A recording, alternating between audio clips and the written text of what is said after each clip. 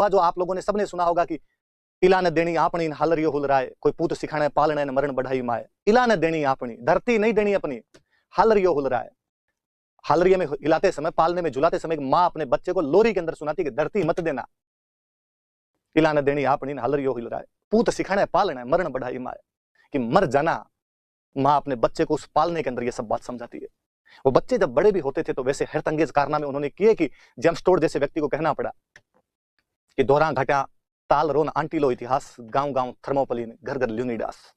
कि इन दोहरों घाटों और तराइयों का एक अजीब इतिहास है, जिसके गांव गांव में थर्मोपोली बनी हुई और घर घर में ल्यूनिडास जैसे योद्धा उत्पन्न हो गए हो।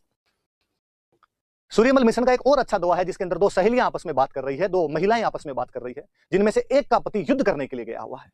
वो पूछती है अपनी दूसरी सहेली, उस युद्ध करने के लिए गए हुए पति की पत्नी से पूछती है कि तुम्हारे पति के कोई समाचार मिले क्या, युद्ध करने के लिए गए थे, वापस आए क्या? वो कहती है कि नहीं, ऐसा कोई समाचार नहीं आया है। इतने में वो सहेली देखती है कि दूर आसमान के अंदर आग की लपटें दिखाई दे रही है, आसमान लाल लाल दिखाई दे रहा है, एकदम जैसे आग लग गई हो कहां पर। सूर्यमल मिशन उस महिला के मुंह से कहलाते हैं, क्यों कहती है, हेली देखो आज किम, हेली मतलब सहेली, हेली देखो आज किम, अंबर दिसे आग, सुरगा पीऊ सिधावता जलद जकोली खाग। दूसरी लाइन वो आंसर दे रही है जिसका पति युद्ध में भाग लेने के लिए गया हुआ है।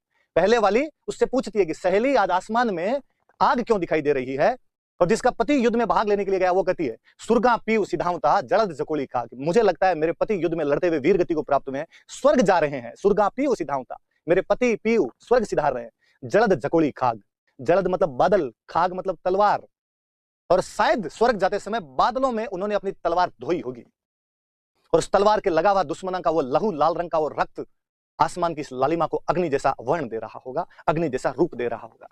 कितने सिंपल तरीके से, कितने साधारण शब्दों में किसी महिला की वीरता का इसे सुंदर बखान मुझे दुनिया की अन्य किसी भाषा के अंदर नहीं मिलता है।